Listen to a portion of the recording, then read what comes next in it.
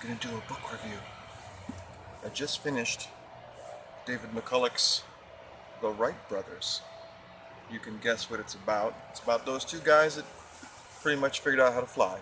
They did a great job. You may have heard that North Carolina and Ohio fight over their names and their legacies because the Wright brothers, they did a lot of work on Kitty Hawk on the outer banks of North Carolina, but they were from Dayton, Ohio, and they flew in both places and did experiments in both places. So you're both right. But anyway, I really enjoyed this book. History buff that I am. It's finished. The Wright brothers, Wilbur and Orville. Wilbur being the older brother, he was the more enigmatic, probably the genius, whereas Orville was the little brother who was maybe a little goofier, just as hardworking, and they sort of needed each other quite a bit.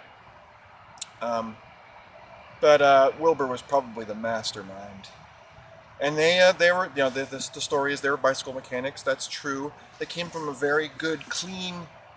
When people talk about the Midwestern sort of clean living and stuff, and just go out and enterprising and all that stuff, they're talking about the Wright brothers. Maybe nobody else, but the Wright brothers themselves did live up to that example of just being good, clean Christian living. Their dad was the Bishop Wright, and they really did just do all the right things.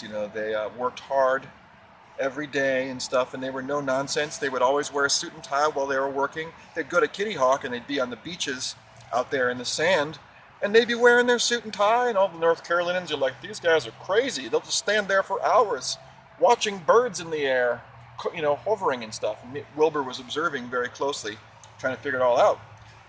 Observing close enough where they figured out what nobody else had in all of mankind. And they did their experiments. It was really great. Anyway, I enjoy the book.